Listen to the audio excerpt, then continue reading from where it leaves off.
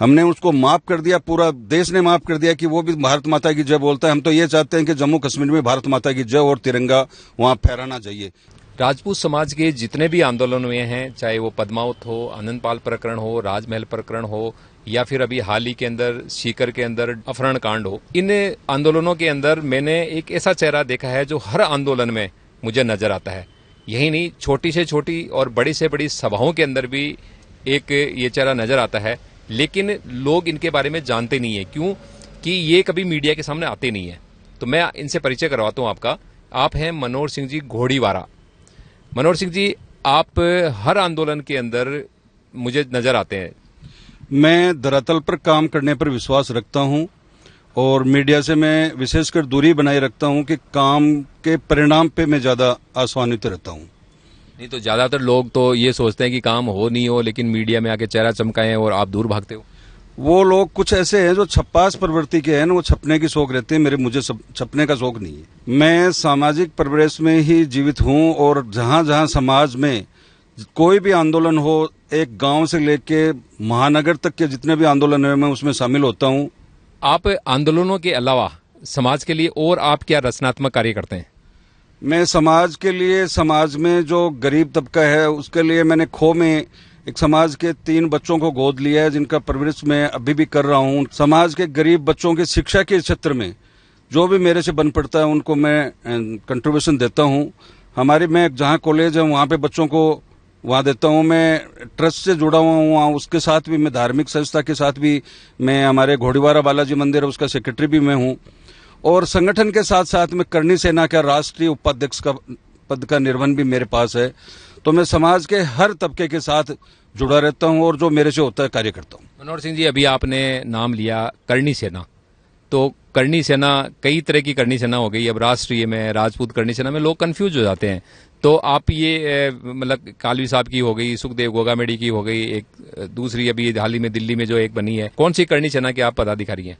मैं सूरजपाल सिंह जी अमू, जो हमारे राष्ट्रीय अध्यक्ष हैं, वो सर्व समाज की करणी सेना है जिसमें हम 36 कौम को साथ लेकर चल रहे हैं।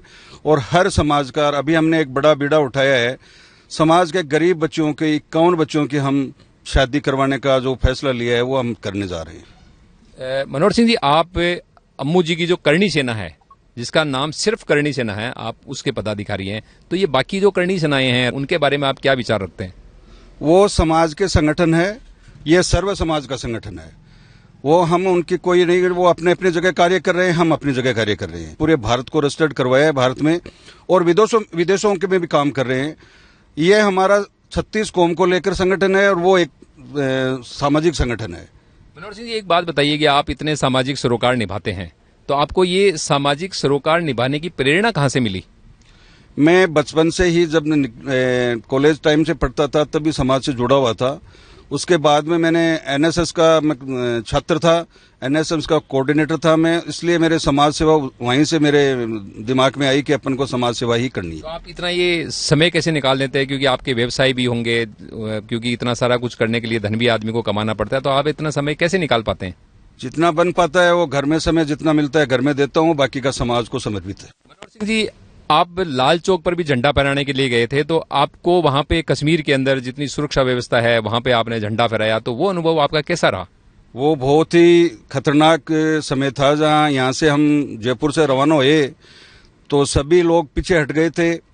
हमने और उमेद सिंह जी करेरी, जीवराज सिंह जी चिराना, गजेंद्र सिंह जी, इन्होंने हमने निर्णय किया कि हमें लाल चौक तक पहुंचना है और वो तिरंगा झंडा हमें 15 अगस्त को फहराना है। हमने वहां लाल चौक पर, हमने बहुत जगह जोहजदमल गया और जम्मू कश्मीर बॉर्डर पे हमारा फोर्स के साथ टकराव भी हुआ था, फिर भी हमने वो सक्सेस किया तिरंगा फहरा के। मनोहर सिंह जी, जम्मू कश्मीर के अंदर यानी कश्मीर के अंदर बहुत ज्यादा खतरा है और खतरों के साथ में रोमांच भी होता है, तो आपने क्या महसूस किया वहां पर?